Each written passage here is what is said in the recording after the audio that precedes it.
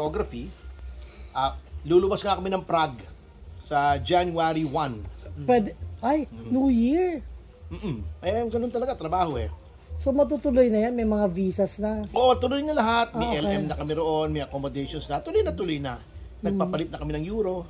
Wow, yun maganda doon. Excited So ilan ang entourage mo, attorney? 13 yun eh. Kasama si Paulo Gumabaw, si Yelena Koslova, yung isang artista syempre namin, si Sara Sandeva, nandun na siya. Matagal na nga kami hinihintay doon last year pa eh. Kaya lang nagka-problema ng visa with respect to Elena Koslova kasi Russian passport siya. How long do you expect to stay? Hanggang 15. So parang 15 days. 15 days. Hindi kasi hindi naman tuloy-tuloy. 2 weeks. Malamig eh.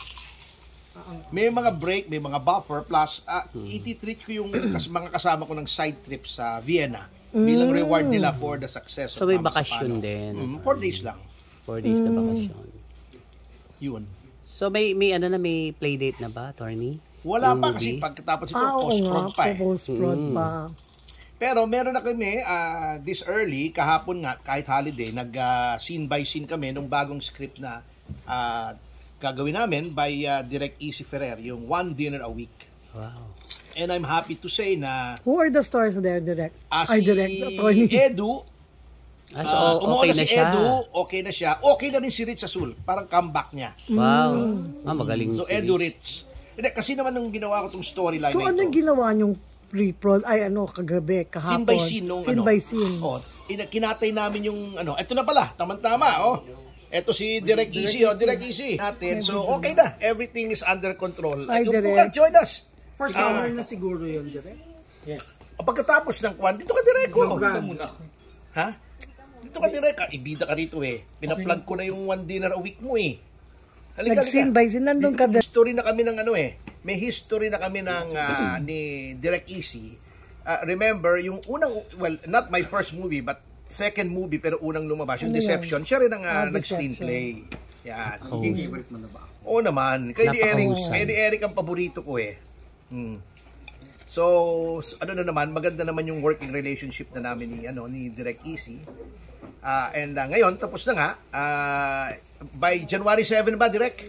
No, I can send it earlier. Ayun.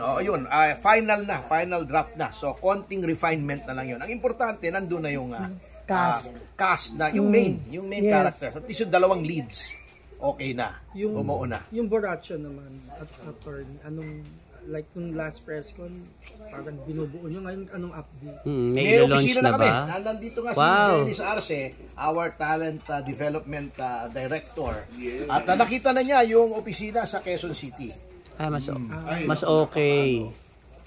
Napaka-appropriate at napakaganda na 3-story building siya ng nasa dulo ng Banawe. So para habang nandun ka, pwede ka pa magpatint ng auto, papawax, lagay ng accessories.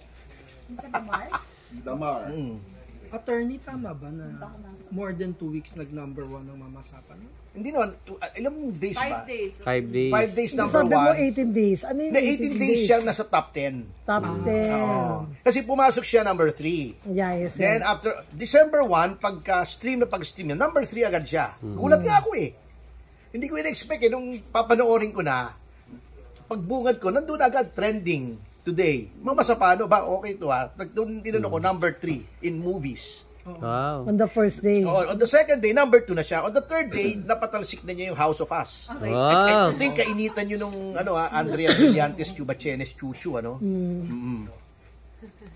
So yun, and then it stayed there for 5 days. 5 days, number 1. Number 1. Pero 18 days siyang nasa top 10. Na siyempre, gano'n naman talaga kahit naman sa takilya, di ba? Nagpipeak and then bumababa. Binago ba nun yung mindset nyo or pananaw na, hindi na lang pala Pinoy ang audience ko? I can make movies for the world. Of course, kaya nga itong Spring in Prague, meron tong eksena sa Prague, meron tong international actress, si Yelena Koslova. Dala ba natin yung yung parang BTS natin nun? Meron ka? Binigay ko na po kay Joey. Joey! May setting yung sa Puerto Galera to showcase what the Philippines has to offer and also what Prague has to offer. At ang maganda dyan, yung release niyan will be the 50th anniversary of diplomatic relations between the Philippines and the Czech Republic. Ganda ng time. Grabe, no? Attorney, gaano ka-expensive yung movie? Mahal kasi May international actress gastos Oh. yung line producer ko Hindi, siyempre, pag nagdala ka ng crew roon, 13, mahal, siyempre. Crew lang ba yun? Or even the lead actor? Hindi, yung si Paulo, at saka Kasama isang na supporting, si Yelena. Yelena daw kasi siya sa Russian Kaya Yelena ako ng Yelena Elena yung pronunciation, Helena, pero pero Yelena Yelena. daw So, yun. So for next year, yun naka-line up Spring in Prague, and then Yung One Dinner a Week. One One Dinner Dinner a a Week. So at least 2 movies. Oh, sana. Kailan Hopefully. target na attorney ng One Dinner a Week? Hindi pa, pagka Towards the latter part of the siguro, year. pwede, try natin sa MMFF. Kung Sa hindi summer or next Hindi, year. next year. Okay. Ano Why naman ang not? rule naman yata dapat hindi October. natapos by hindi siya natapos earlier than February of 2024. Di ba yun ang guidelines di ba? Nasa ulo ko na yung guidelines noon Nga ba't not earlier than? So yung iba nga ang ginagawa, in-extend yung pre-prod hanggang lumampas ng February. Yung post-prod pala, yung post-prod. Para makapasok. Eto definitely, mag-shoot pa kami hanggang 16. Gaano katagal ang post nito? 1 month. Mga 1 month, yun. Tama. Then hanap tayo ng play Ay date. magandang ipasok sa MMF 50th anniversary nila. Next year. Ay, oo! Oo. Dugma, 50. Sige, Dapat pasok yun. natin. Sige.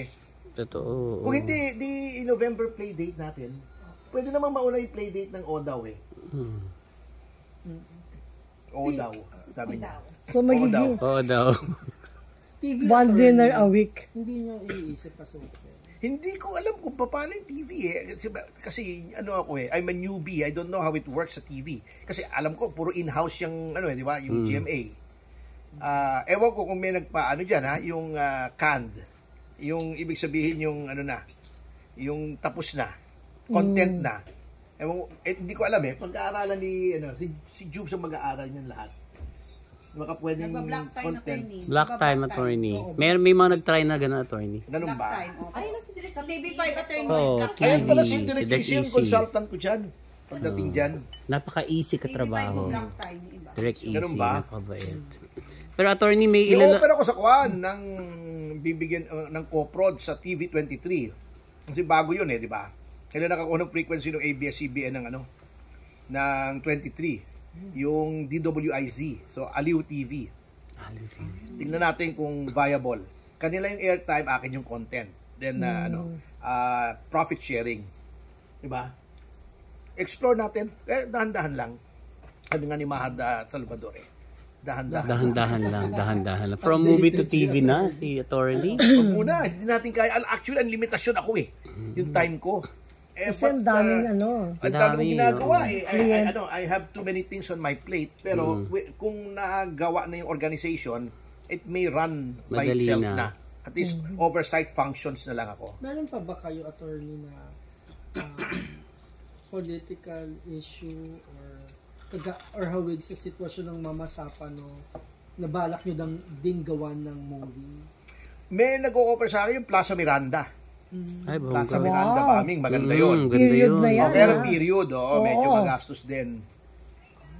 Pero meron ako Pero ngayon, maganda yun. meron Yeah, akong maganda yun. dalawa pang scripts na Pwede bang sabihin yung binili Plaza na, Miranda? akin na yung rights. Pwede bang sabihin? Plaza Miranda. Hindi pa sure Hindi pa pwede sabihin. Wala pang script Inilapit lang sa akin ni Peter Mutuk, one of the former high-ranking members of the parang CPP-NPA. thinking of Yun, at saka meron pa akong dalawang scripts na nakuha ko na yung rights.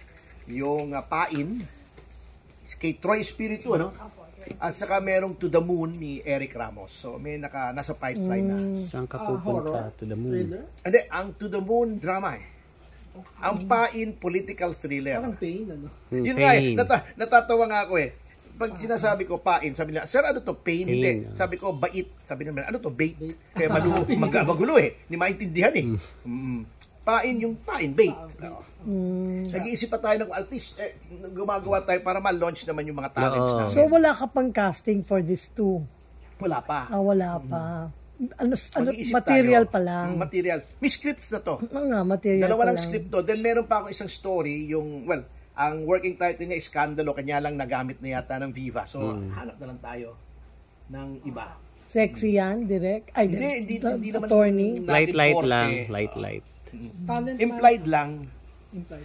In fact, ang hagpit nga ng morality clause namin sa kuwan sa contract namin, kami lang yata ang may ganitong morality clause, mahigpit. Ano po yan, attorney? Yung sorry. artist management contract, ito mo naman, binalik namin yung morality clause nung panahon ng LVN, mga sampagita. Wow. Kasi putintenga tayo Doc Che! Si Doc Che, yung siyang gumanap na bato sa Mama Sapano. Congratulations to us. Glad you could make it. Oo. Yung Ayan, morality clause. Ayan, ito yung morality clause, Ayan, to avoid all situations which may be deemed immoral and scandalous in nature, etc. Sabi ko, dinefine ko. For purposes of this provision, the term immoral and scandalous pertains to public exhibitions and displays of explicit or implied extramarital sexual relations, partial or total nudity in public social media posts, offensive language, personalities, and or improper and unseemly behavior in public, including social media. Hindi pwede And ang others of similar nature Viva which tend to put the artist or the manager Viva in Max disrepute. It shall also include public expressions of argumentative behavior relative to preferences as to political doctrines or personality. Bakit yun naisipan? Hindi, kasi yung ang daming artist ngayon nagpo-post na provocative na na pictures sa kanilang TikTok, di ba? Sa very YouTube. sexy. Ayaw namin ng ganon. Very wholesome. So, hindi mo pa pwedeng ibigay sa Viva Max ang artist mo. Hindi. Tingnan natin. Wala sa kanilang willing Ha? Ito, kung willing siya, so mag-Viva Max? Mga level 5? Hindi kayo naniniwala, attorney, na pag ganun, nakakatulong sa publicity pa din yun. Hindi, Basta pero may ingay. we'll handle publicity in a wholesome manner. Hindi, yung sa movie siguro, may nudity sa movie yun Wag lang sa wag In real life. They're Social playing a media. character. Walang problema yon. Hindi namin sinabing hindi kami gagawa ng sexy, pero that is a character in a movie. That is not their real self. Sa totoong buhay dapat medyo wholesome tayo. Iba dun Kasi sa... nagiging toxic ng social media. Totoo. Pwede ka na, ang sinasabi ko na, pwede ka namang magka-boyfriend. Huwag mo lang pangalandakan na nandito kami, di ba? Minsan may mga ganon. Or, Kissing. Oo, may kissing. Wag na yung ganon. Kasi, we have to consider that yung mga artists ngayon are able to influence behavior. Oo naman. So, wag nating gawing model yung mga ganong behavior. Correct. What they do in private is none of my business. Yung public lang. Kasi yung political preference, pwede ba nang sinasabihin, ako, I'm for this and that person, okay lang. Pero, wag naman kayo makipag-argumento, di ba? Na aawayin nyo porket iba yung preference na kandidato. Wala namang ganoon. Bakit kaya tinanggal yan before, attorney? Alin? Yung clause na yan. Sabi nyo kasi binabalik nyo na lang. Hindi ko alam Alam ko yung mga old-fashioned kasi kaibigan ko si Ernest Maceda Yung anak ni Manay Ichu Maceda. Nakikita ko yung mga kontrata nila ganyan Yung kontrata ng yung Vera Perez at saka ano ba yung pagkatapos ng Vera Perez? Sampagita. Hindi Sampagita yung Vera Perez. LVN. Yun. Oy, partner. Si